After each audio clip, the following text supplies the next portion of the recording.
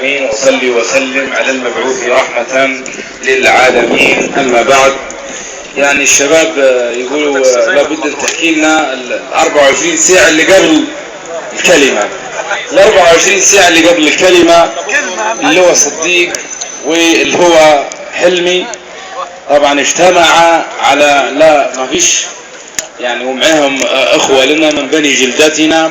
كلمني اكثر من 50 واحد. احنا على استعداد طبعا عمد ومش عمداء كمان غلطوا باللوالي اللواءات. المهم اكثر من 50 كلمة. احنا على استعداد ان احنا نزكوك في انك شريطة الا تذكر المحافظ والا تذكر القيادات العسكرية، وخاصة القيادات العسكرية، والله وخاصة القيادات العسكرية. يعني هذين اكثر من 50 تليفون، اكثر من 50 تليفون، وكل واحد يقول ايش؟ والله ما نعرف. والمشكلة يقول لي ايش؟ كل واحد يقول والله قلت لهم عبد الله شوري.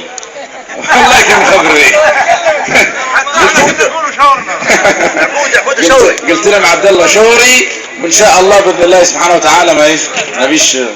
المهم كلمت الشيخ محمد حسين عيسى، حكيت له بالوضع، قلت لي يا شيخ محمد الوضع كذا كذا. قال لي ريحهم عشان ما يعملوش بالبلاء، وان شاء الله باذن الله سبحانه وتعالى كلمتك خلاص، لكن ريحهم عشان ما يعملوش بالبلاء. المهم قاعد فوق في المكتب المكيف اللي انا عنده، صقعه بالحيل مش مكيف، تطلع برا تطلع برا حماوه بني زهره. المهم يا سيدي اكتب لنا ايش تقول. المهم كتبت كم كلمه من ضمنتنا ايش؟ من ضمنتنا انت جيتني يا سياده الرئيس ووعدنا بوعود مش عارف ايه. يصحح اللي هو صديق ايه، يقول لي المفروض هي لم نختارك مش لم نختارك. فهمت؟ طبعا راجل قدير طبعا، هو غلطان. المهم يا سيدي قال لي لا تمام كده والله ينور عليك، وانت حبيبنا وانت مش عارف ايه، والله احنا امبارح صايمين، واليوم محمد حلمي صايم ويصلي ويستغفر الله سبحانه وتعالى.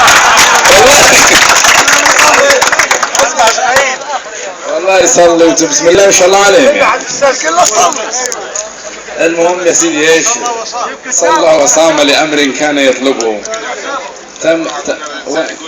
لا عشان نول حد فيك. لا عشان نبدا. ها؟ تمام. عبد الله مرحبا زي حاج. جيبوا لنا شويه سوداني ونيك كيفنا كيف. يا شباب بس يا ولاد الذين. لا واحنا الشباب انت شباب العواقين. الله يبارك فيك. المهم يا سيدي ايش؟ تمنا قاعدين قاعد غافر الفك سنين، انبعث وروح الرد ومشيت. المهم تلاقي مشينا عند في الليل انا عند البيت، انا نلقى المحافظ، ازيك يا ابني واخبارك، انت حبيبي وما حبيبي وما عارف. الله عمري ما ريتنا. المهم يا سيدي العجيب عاد اليوم نمشي ايش؟ نمشي اول حاجه 3 دعاوي. الشيء الثاني عاد 3 كراسي اللي مكتوب عليهم، واحده عبد الله عبد المنعم، واحد الثاني عبد الله عبد المنعم، ولا قدام عبد الله يدن. تتخيل عاد الفريق شكله. المهم يا سيدي ايش يصير؟ هنا عشان الجامع وعشان قصر الثقافه وعشان صابر حطنا في مطرح واحد. المهم يا سيدي ايش يصير عاد؟ هي كما وعدتنا، الله يبارك فيك الله يبارك فيك، كما وعدتنا. قاعد الى الشيخ دخيل، قلت لي يا شيخ دخيل نبي كيف هذه الوضع صار كذا كذا، ويقول لي انتوا وعدتم. قلت لي لا انا ما وعدتش، انا اجملت واليوم اريد نفصل. قال لي يبقى قول. قلت انا اجملت واليوم اريد نفصل. قال لي خير يقول خلاص من حسن، لكن كانوا وعدتم يبقى ايه لازم توفي بالوعد. لا قلت لي والله اليوم انا اجملت واليوم اريد نفصل بفضل الله سبحانه وتعالى. يعني تكلمنا طبعا على التمليك والمي والاشياء الاساسيه، وبعدين ذكرنا وعد الرئيس والقيادات المدنيه والتأكيد على المدنية، وبعدين التأكيد على المستشارين والنواب للرئيس، وبعدين ذكرنا سيد الاعتصام قلت 25 يوم وكذا، وكملت الكلمة ومشيت شورا. السلام عليكم سيادة الرئيس، الشباب معتصمين لهم 25 يوم ومطالبهم معروفة. قال لي مطالبهم واصلة وواضحة بقوة. قلت له ايش الحل؟ قال لي اوعدهم ان هم يشيلوا الخيمة وجميع طلباتهم ملبى. قلت لا قلت لا يا سيادة الرئيس لازم توعدهم انت، اهم الشباب موجودين ولازم توعدهم انت. قال لي وعدهم انت وخلاص. قلت له لا لازم توعدهم انت، انا حنقول بس انت لازم توعدهم. طبعا عشان نثبت الغامة رديت على الميكروفون اقرا. اسماعيل حميدي اسماعيل حميدي حساس بورد طبعا عبد الله. سنجيبوها الحين. رديت على الميكروفون اسماعيل حميدي بداية. قلت استنى اسماعيل، السلام عليكم. سيادة الرئيس يوعد المعتصمين بتلبية مطالبهم كاملة، ويقول لهم ايش؟ انه مطالبكم وصلت وستلبى كاملة. يا سيدي قلت لي يا سيادة الرئيس بالنسبة للشباب عايزين يشيلوا المحافظ، ويقول لي استنى وشكرني شورك ويقول لي الراجل ورا زي بالضبط.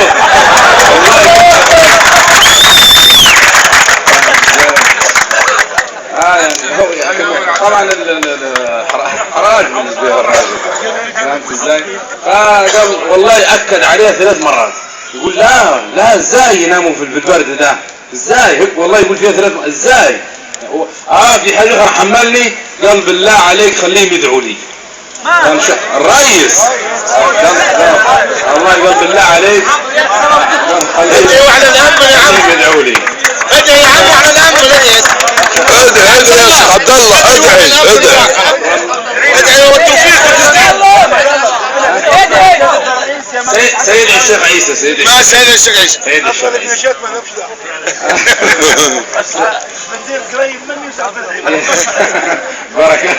بركات الشيخ عيسى. يا سيدي اللمحة طبعا لازم تبقى تصور في المشهد. اقسم بالله العلي العظيم المحافظ ده راسه مدنقر ما بين غير شعر الابيض، وجه ما بينش خالص.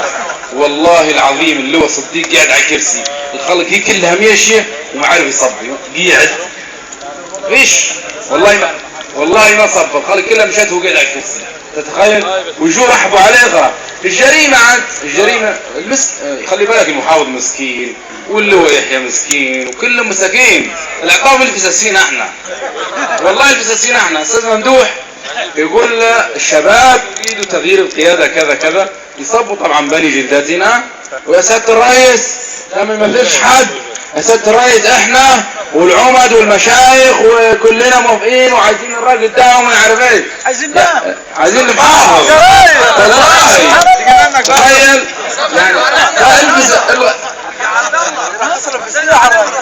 يعني نعم بالنسبه خلي بالك يعني حضور الشباب جوا 15 كانوا دايرين كورنر رائع، فهمت يعني؟ حتى التكبير والميع على طول يغلبوا عليهم بايش؟ الحمد منعم. الحمد منعم، نرحب بقدوم الحمد منعم طبعا.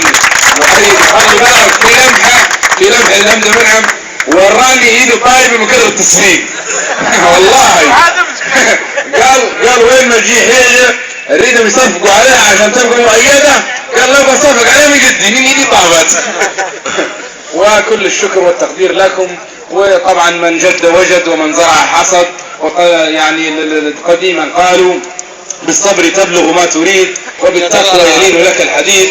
ها نحن صبرنا ان شاء الله باذن الله سبحانه وتعالى سننتصر وينتصر كل مطالب بالحق، وان شاء الله باذن الله سبحانه وتعالى ستعود المياه الى مجاريها، ودولة الظلم ساعة ودولة العدل الى قيام الساعة. وجزاكم الله خيرا. كلمة أخيرة. سيد الرئيس،